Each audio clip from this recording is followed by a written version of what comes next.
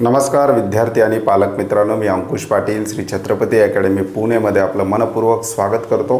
आजच्या व्हिडिओचा विषय आहे, बरेचसे विद्यार्थी आणि पालक सध्याच्या घडीला विचारत आहेत की नेमकी प्रवेश प्रक्रिया कधी सुरू होईल, म्हणजेच काउन्सिलिंग प्रक्रिया कधी सुरू होईल। नीटचा रिझल्ट लागलेला आहे, आता पुढची स्टेप काय असणार आहे याविषयी विचारणा संपूर्ण महाराष्ट्रभरातून होत आहे। त्याविषयी आपण डिटेल एक्सप्लेनेशन आजच्या व्हिडिओमध्ये पाहणार आहोत। नेमकं काउन्सिलिंग कधी सुरू होणार आहे किंवा प्रवेश प्रक्रिया किंवा काउन्सिलिंगला सुरुवात झाली हे कसं ओळखायचं याविषयी डिटेल इन्फॉर्मेशन आपण आजच्या व्हिडिओमध्ये पाहणार आहोत। त्याचबरोबर नीट 2024च्या रिझल्ट संदर्भात जो काही गोंधळ झालेला आहे, NTA ने सुद्धा आपलं स्पष्टीकरण दिलेलं आहे। त्यानंतर हे प्रकरण कोर्टामध्ये गेलेलं आहे, त्या ठिकाणचे नेमके काय अपडेट्स आहेत हे सुद्धा आपण आजच्या व्हिडिओमध्ये थोडक्यात पाहणार आहोत। चॅनलवर नवीन असाल तर अशाच माहितीपूर्ण व्हिडिओसाठी श्री छत्रपती अकॅडमी पुणेच्या यूट्यूब चॅनलला सबस्क्राईब करा। आजच्या व्हिडिओला आपण सुरुवात करतोय। व्हिडिओचा विषय आहे आफ्टर रिझल्ट काउन्सिलिंग अपडेट्स। नेमके काउन्सिलिंगचे अपडेट्स सध्या काय आहेत ते आपण पाहणार आहोत। तर पहिली अपडेट आहे, नीट संदर्भात जे काही गोंधळ चालू आहे त्यावर NTA ने आपलं स्पष्टीकरण दिल्यानंतर NTAचं जे काही स्पष्टीकरण आहे ते कालच्या व्हिडिओमध्ये आपण डिटेल घेतलेलं आहे। जर तुम्ही तो व्हिडिओ पाहिला नसेल तर आमच्या यूट्यूब चॅनलवर तो व्हिडिओ अवेलेबल आहे, त्या ठिकाणी तुम्ही पाहू शकता की NTA ने या संपूर्ण प्रकरणावर नेमकं काय स्पष्टीकरण दिलेलं आहे। यानंतर या संदर्भातली एक केस दिल्ली हायकोर्टात चालू आहे, दुसरी कलकत्ता या ठिकाणी चालू आहे आणि तिसरी असं बोललं जाते की सुप्रीम कोर्टामध्ये सुद्धा या संदर्भातली एक केस फाईल केली गेलेली आहे। तर सुप्रीम कोर्टाबाबतचे सध्या आपल्याकडे अपडेट नाहीत, पण दिल्ली हायकोर्ट आणि कलकत्ता कोर्टच्या अपडेट्स आपल्याकडे आहेत। दिल्ली हायकोर्टाने बुधवारी याची हिअरिंग ठेवलेली आहे ह्या संपूर्ण प्रकरणाची, तर कलकत्ता हायकोर्टाने NTA ला 10 दिवसाचा वेळ दिलेला आहे आपलं म्हणणं ॲफिडेव्हिट स्वरूपात मांडण्यासाठी की नेमकं म्हणणं काय आहे। विद्यार्थ्यांचे एवढ्या कंप्लेंट्स येत आहेत, तुमचं म्हणणं कोर्टामध्ये ॲफिडेव्हिट करून 10 दिवसाच्या आत NTA ला मागितलेलं आहे, म्हणजे पुढचे 10 दिवस तरी काउन्सिलिंग प्रक्रिया सुरू होण्यासाठी आपल्याला वेट करण्याची शक्यता आहे।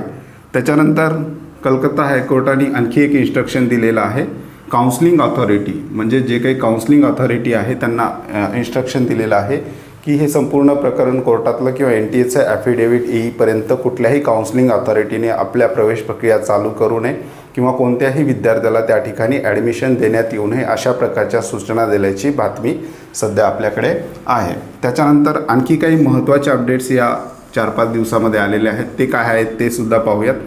तर approved list of ward of IP सर्टिफिकेटच्या कॅन्डिडेटची लिस्ट आलेली आहे, म्हणजेच जे विद्यार्थी ESIC इन्शुरन्स पर्सन जे आहेत त्यांच्यासाठी ऑल इंडिया कोट्यातून काही गव्हर्नमेंट कॉलेजेस राखीव ठेवण्यात आलेले आहेत, किंवा आपण असं म्हणू शकतो की काही गव्हर्नमेंट कॉलेजेसमधल्या सीट या ESIC कोट्यातून राखीव ठेवलेल्या आहेत। म्हणजे ज्या पालकांचं ESIC इन्शुरन्स आहे त्यांच्या पाल्यांसाठी काही सीट राखीव ठेवलेल्या आहेत आणि त्या संदर्भातले ॲप्लिकेशन फॉर्म भरण्याची डेट्स त्यांनी दिलेली होती।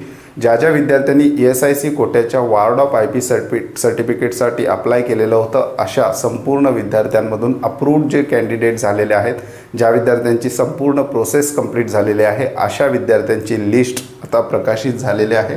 ही लिस्ट तुम्हाला डिस्क्रिप्शन बॉक्समध्ये पाहायला मिळेल। त्याच्यानंतर 2 महत्त्वाचे अपडेट्स आणखी येत आहेत। आसाम स्टेट आणि गोवा स्टेट यांनी सुद्धा काउन्सिलिंग संदर्भात आपल्या स्टेट कोट्याच्या काही नोटीस काढलेल्या आहेत, ते महाराष्ट्रातील विद्यार्थ्यांच्या दृष्टिकोनातून तितक्या महत्त्वाच्या नाहीत। त्याच्यानंतर कर्नाटकाने रिझल्टच्या अगोदरच एक नोटीस काढलेली होती की कर्नाटकाचे रजिस्ट्रेशन पुन्हा विद्यार्थ्यांना करण्याची संधी मिळणार आहे, 4 ते 5 दिवसासाठी हे रजिस्ट्रेशन चालू होणार आहेत असं कर्नाटकाने सांगितलेलं आहे। अद्याप तरी कर्नाटकाच्या वेबसाईटवर म्हणजे हा व्हिडिओ बनवेपर्यंत तरी रजिस्ट्रेशन संदर्भातले कुठलेही अपडेट आलेले नाहीत। आल्यानंतर आपण आपल्या व्हॉट्सअप चॅनलवर सांगणार आहोत। तर अशाच माहितीपूर्ण अपडेट्स तुम्हाला व्हॉट्सअप चॅनलवर सुद्धा डेली रुटीनमध्ये त्या ठिकाणी मिळणार आहेत। आमच्या व्हॉट्सअप चॅनलला सबस्क्राईब केलं नसेल, डिस्क्रिप्शन बॉक्समध्ये आमच्या व्हॉट्सअप चॅनलची अथवा आमच्या टेलिग्रामची सुद्धा लिंक दिलेली आहे, त्या लिंकवर क्लिक करून तुम्ही आमच्या व्हॉट्सअप चॅनलला कनेक्ट होऊ शकता। त्याचबरोबर आमच्या टेलिग्राम चॅनलला सुद्धा त्या ठिकाणी फॉलो करू शकता। त्याच्यानंतर महाराष्ट्राच्या स्टुडंटसाठी महत्त्वाचे नीट रिझल्टनंतर काय अपडेट्स आहेत किंवा काउन्सिलिंग महाराष्ट्राची कधी सुरू होईल हा सगळ्यात मोठा प्रश्न विद्यार्थ्यांपुढे आहे, त्याचबरोबर पालकांपुढे आहे। तर त्या संदर्भातले काय अपडेट्स आहेत किंवा नेमकी प्रवेश प्रक्रिया सुरू झाली हे कसं ओळखायचं ते सुद्धा आपण आता पाहणार आहोत। तर प्रवेश प्रक्रिया सुरू होण्याची पहिली स्टेप आहे, NTA ने जो काही नीटचा रिझल्ट लावलेला आहे हा नीटचा रिझल्ट चा डाटा जो आहे तो स्टेट वाईज NTA वेगळा करत असतं. प्रत्येक स्टेटचा डाटा स्टेट वाईज वेगळा करून तो डाटा पुढील प्रवेश प्रक्रियेसाठी प्रत्येक स्टेटकडे सुपूर्द केला जातो. म्हणजे महाराष्ट्राच्या बाबतीत बोलायचं झालं ते महाराष्ट्र राज्यातील जे विद्यार्थी नीटमध्ये क्वालिफाय झालेले आहेत किंवा नॉन क्वालिफाय जे विद्यार्थी आहेत ते फिजिओथेरपीसाठी एलिजिबल असतात, ते हा संपूर्ण विद्यार्थ्यांचा जो काही डाटा आहे NTA महाराष्ट्र CET सेलकडे सुपूर्द करत असतो आणि हा डाटा आल्यानंतर CET सेल आपल्या पुढील प्रक्रियेला त्या ठिकाणी लागत असतं. सध्या हा डाटा जे काय आहे या संदर्भात सुद्धा NTA नोटीस काढत असतं की आम्ही जो डाटा आहे तो स्टेट वाईज प्रत्येक स्टेटला रिस्पेक्टिव्ह स्टेटला सुपूर्द केला आहे. त्याच्यानंतर पुढची स्टेप आहे MCC. म्हणजेच MCCच्या वेबसाईटवर सगळ्यात आधी प्रवेश प्रक्रिया जी सुरू होत असते ती ऑल इंडिया कोट्याची MBBS, त्याचबरोबर BDS, त्याचबरोबर यासोबतच या ठिकाणी BSc नर्सिंग जो आहे ऑल इंडिया कोटाचा याची प्रवेश प्रक्रिया म्हणजेच 15% ऑल इंडिया कोटा आपण ज्याला म्हणतो, याच्यामध्ये संपूर्ण देशभरातील गव्हर्मेंट कॉलेजेसच्या 15% सीट, त्याचबरोबर सेंट्रल युनिव्हर्सिटीज ज्याच्यामध्ये AIIMS, JIPMER, Arm Force Medical College, Banaras Hindu University, Aligarh Muslim University यांचा समावेश असतो. तर त्यांची जी काही प्रवेश प्रक्रिया आहे ती सर्वात आधी सुरू होत असते. म्हणजे महाराष्ट्राच्या आधी सुरू होणारी प्रवेश प्रक्रिया कोणती असेल तर MCC. म्हणजेच MCCची प्रवेश प्रक्रिया सुरू झाल्यानंतरच महाराष्ट्राची प्रवेश प्रक्रिया त्या ठिकाणी सुरू होत असते. तर MCCच्या वेबसाईटवर सर्वात आधी नोटीस कोणती येत असते तर PWD कॅन्डिडेटचं व्हेरिफिकेशन. म्हणजे ज्या विद्यार्थ्यांनी PWDमधून फॉर्म नीटचा भरलेला होता, PWD म्हणजे अपंग किंवा दिव्यांग जे विद्यार्थी आहेत, ह्या अपंग किंवा दिव्यांग विद्यार्थ्यांना व्हेरिफिकेशनसाठी MCCचं ऑथराईज सर्टिफिकेट त्या ठिकाणी घ्यावं लागतं, डिसॅबिलिटी सर्टिफिकेट.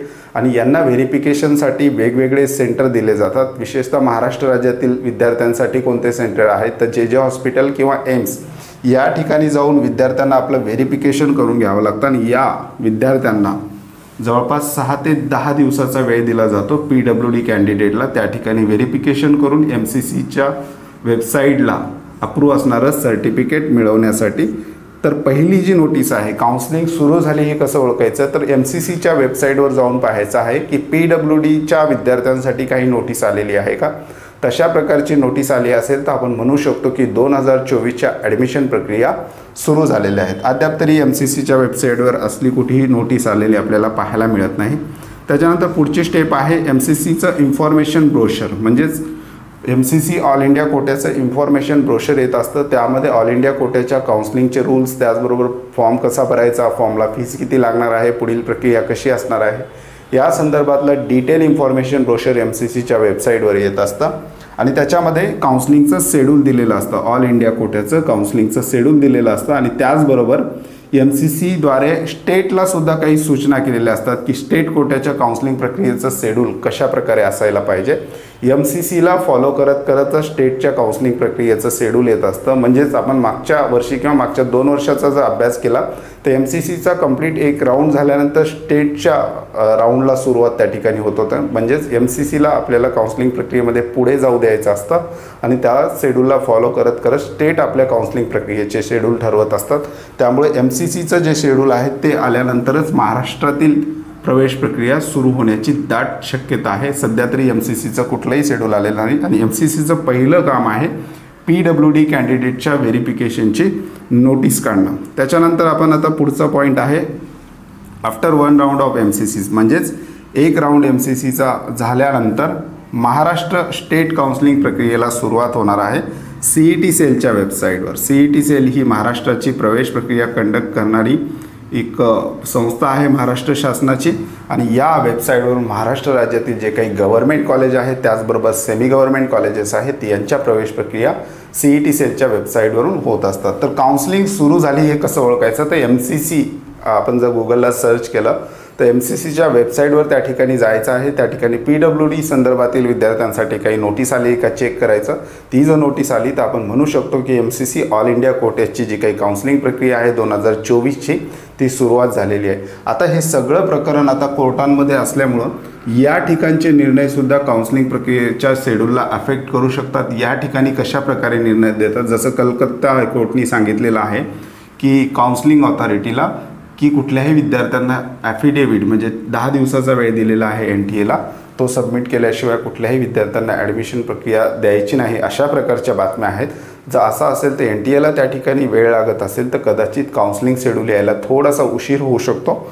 परंतु हे सगळं प्रकरण आता कोर्टामध्ये आहे. त्या ठिकाणचे निर्णय, त्याचबरोबर स्टेट आणि NTAच्या स्टेप, त्याचबरोबर सगळ्यात महत्त्वाचा रोल आहे प्रवेश प्रक्रियेमध्ये ते MCC ऑल इंडिया कोटेची जी काउन्सिलिंग प्रक्रिया आहे, मेडिकल काउन्सिलिंग कमिटी, यावर काय निर्णय देते आणि कशा प्रकारे आपलं PWD व्हेरिफिकेशनची पहिली नोटीस कधी जाहीर करते, याच्यावर सगळ्या पुढील प्रक्रियेचे शेड्यूल राहणार आहेत. येणाऱ्या काळामध्ये जसे जसे हे महत्त्वाचे अपडेट्स येत असतील ते महत्त्वाचे अपडेट्स तुम्हाला या YouTube चॅनलवर, त्याचबरोबर आमच्या WhatsApp चॅनलवर, त्याचबरोबर आमच्या टेलिग्राम चॅनलवर पाहायला मिळतील. त्यामुळे आमच्या YouTube चॅनलला अद्याप फॉलो केलं नसेल किंवा सबस्क्राईब केलं नसेल तर आजच सबस्क्राईब करा. त्याचबरोबर आमच्या चॅनलला, WhatsApp चॅनलला फॉलो करा. त्याचबरोबर टेलिग्राम लिंकसुद्धा दिलेली आहे, त्या ठिकाणीसुद्धा तुम्ही आमच्यासोबत कनेक्ट होऊ शकता. तुर्तास आजच्या व्हिडिओमध्ये आपण इथेच थांबतोय. पुन्हा भेटूयात आणखी एका नव्या आणि माहितीपूर्ण व्हिडिओमध्ये. धन्यवाद.